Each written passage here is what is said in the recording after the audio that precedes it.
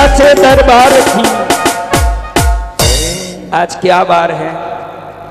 गुरुवार। जोर से बोलो, क्या बार है? गुरुवार है। गुरुवार। आदि गुरु भगवान ऋषभ देव को नमन करता हूं, जिन्होंने स्त्रियों के लिए 64 कलाएं और पुरुषों के लिए 72 कलाएं, हंसी मसी कृषि ऋषि आदि समस्त विद्याओं को चावल पकाने से लेके लेखन पठन नृत्य शिक्षा चिकित्सा आदि समस्त विद्या धरती को प्रदान किया। ऐसे भगवान आदिमं पृथ्वीनाथम आदिमं निष्परिग्रहम आदिमं तीर्थनाथम चर्षभस्वामी नमस्तुभ। मेरा आवाज बढ़ाओ, मेरा बढ़ाओ आवाज। परमात्मा को नमन करके श्री अवंती पार्श्वनाथ जो यहीं विराजमान होकर के हम सबका कल्याण कर रहे हैं, जो सिद्ध सेन दिवाकर महासूरी के द्वारा प्राकट कल्याण मंदिर स्तोत्र के उद्गम करता भगवान अवंती पार्श्वनाथ को हम सबका भाग्य है कि अवंती पार्श्वनाथ की प्रतिष्ठा में निश्रा देने का भी लाभ मिला। जी भगवान। तो ऐसे अवंती पार्श्वनाथ को नमन करते हैं। कितने ही गुरु हुए हैं। देखो ये शिप्रा में कौन कौन पानी पी सकता है भाई बताओ, कौन कौन पानी पी सकता है? जी भगवान। अब मैं उन गुरुओं को, मैंने आपको पूछा कि शिप्रा में कौन पानी पी सकता है, बताओ। जवाब दीजिए। ब्राह्मण मात्र पी सकता है, हाँ? क्षत्रिय मात्र पी सकता है, वैश्य मात्र पी सकता है, शूद्र मात्र। अरे चतुर्वर्ण के कोई भी व्यक्ति पी सकता है, 36 कोम के कोई भी व्यक्ति पी सकता है। जड़ रूपी पानी को भी 36 कोम का कोई भी पी सकता है। तो चैतन्यमय गुरु के तो दुनिया का कोई भी आदमी भक्ति कर सकता है। जय हो सत्य वचन। वो किसी गच्छ पंथ का नहीं होगा। आपके दादा गुरु को मानते हो, आपके गुरु को मानते हो, वो हृदय की श्रद्धा की बात है, समझा। लेकिन आदर जितने पंथ गच्छ के गुरु हैं सबका किया करो। जब आप हरेक का सम्मान करोगे, ये भारत सर्वशक्तिमय देश तब नहीं बनेगा जब न्यूक्लियर बम पैदा कर लेगा, तब नहीं बनेगा जब फाइनेंशियल कैपेसिटी बढ़ा देगा। भारत शक्तिमय देश तब बनेगा जब समस्त संतों का एक रूपी आशीर्वाद प्राप्त करेगा।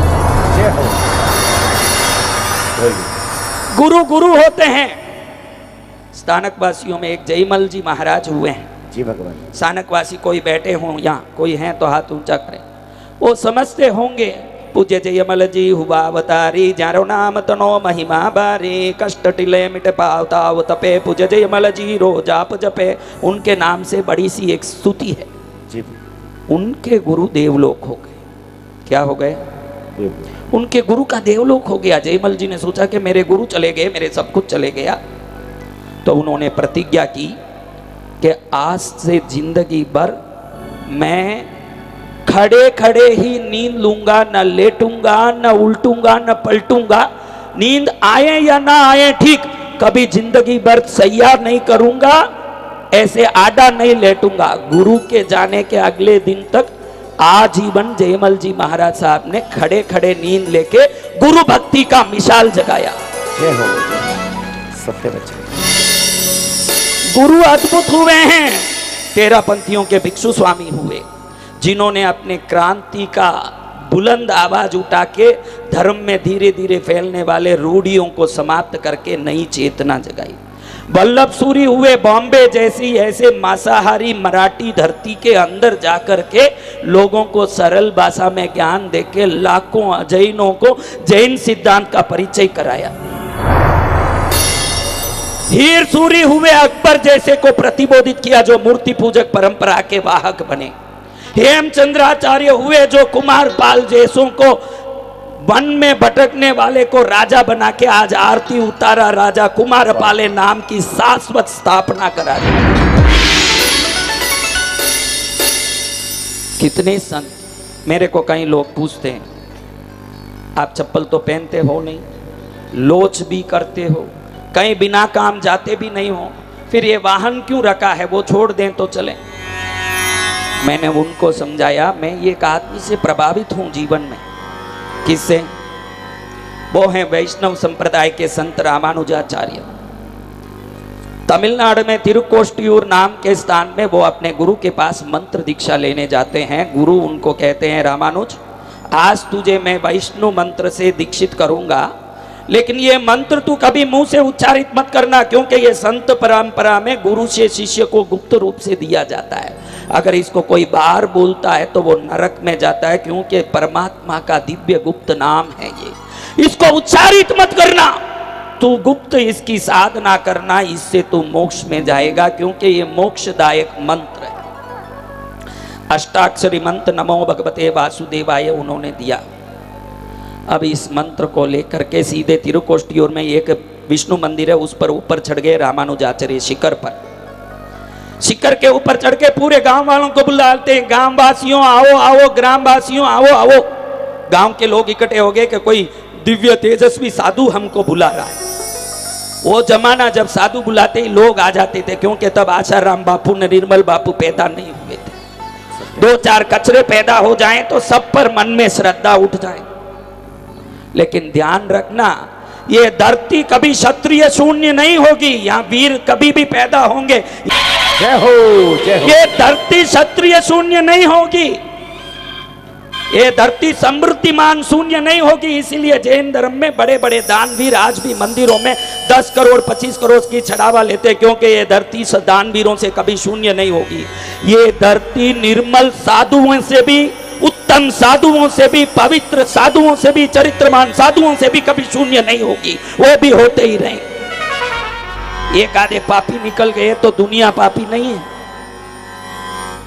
रामानुजाचार्य ऊपर चढ़ के सबको बोल रहे हैं, गांववासी आओ आओ। सब गांववासी आ गए। ये कहते मैं अभी एक मंत्र बोलूंगा, मेरे गुरु ने बोला है, इसको तुम बोलोगे तो मोक्ष में जाओगे, वैकुंठ में विष्णु के पास जाओगे। लोग खुश हो गया कि एक बार बोलो न मोक्ष जावे, किसको नहीं चाहिए। उन्होंने जोर से बोला नमो नारायणाय। क्या बोला? नमो नारायणाय। गुरु वहीं पास में आश्रम में रहते थे, सुन लिया कि भाई इसको जो गुप्त मंत्र दिया, जो परंपरा से गुप्त आया, उसको ये जोर से चिल्ला रहा है। लाखों लोग एक दूसरे को बोलने लगे, ये बोल दो इससे मोक्ष होगा, पूरी दुनिया में फैल गई। गुरु आंखें लाल करके आगे, नालायक, तुझे बोला कि इसको बोलने से तू नरक में जाएगा, फिर भी तू ये बोला। हाथ जोड़ के कहते हैं गुरुदेव क्षमा करना, मुझ पापी को विचार आया, मेरे एक के नरक में जाने से पूरी दुनिया स्वर्ग में जा सकती है, मोक्ष में जा सकती है, तो मुझे नरक में जाना मंजूर है, क्योंकि पूरी दुनिया स्वर्ग में जाएगी। जय गुरुदेव।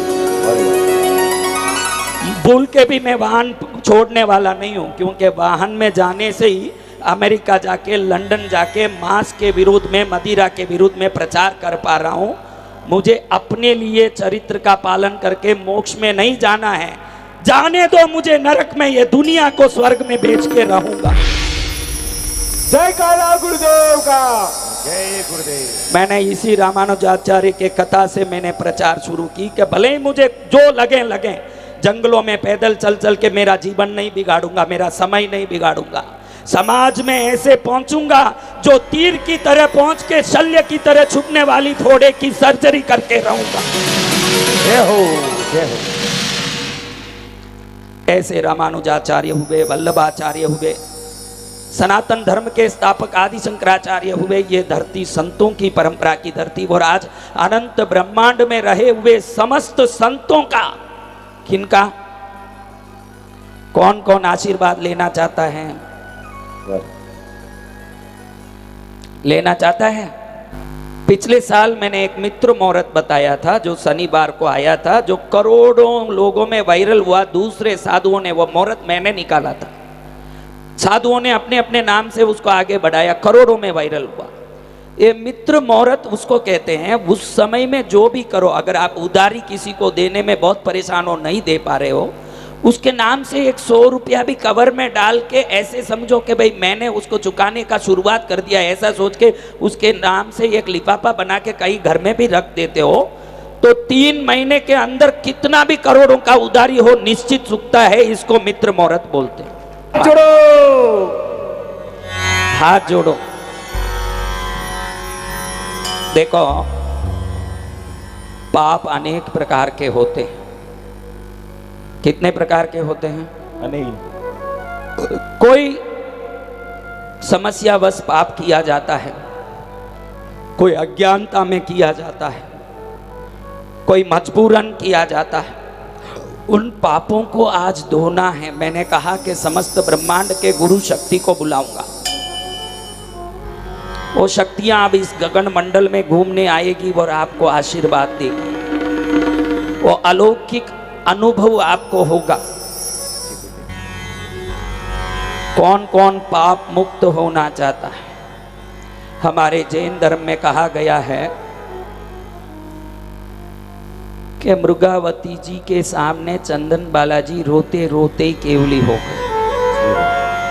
कोई नटी रस्सी पर चढ़ते चढ़ते केवली हो गए। इलाची कुमार को देखो, चिलाती पुत्र को देखो, बचपन में छोटे से पात्रों से खेलने वाले वो बालक मुनि को देखो, क्षण में पश्चाताप किया और क्या हो गए? पश्चाताप सभी पापों से मुक्त होने का अद्भुत एक हमारे पास अस्त्र है। आज आप भी थोड़ा सा पश्चाताप करो, क्योंकि मैं मंत्र शक्ति से किसी पाप से किसी को जब मुक्त कर सकूंगा। कहते हैं आटा कितना भी अच्छा हो, अग्नि के सहयोग बगैर रोटी नहीं बन सकता। हाँ, कुछ पुष्प कितना भी अच्छा हो, सुगंध के संयोग के बगैर ईश्वर के चरण में नहीं जा सकता। गुरु कितने भी शक्तिमान हो, श्रावक की आत्म पश्चाताप के बगैर वो भी आलोचना नहीं करा सकते। आप में पश्चाताप के भाव आना कि मुझे गलती हो गई, मेरे से गलती हो गई। जब पश्चाताप से मुक्त हो जाओगे बहुत काम होंगे। कौन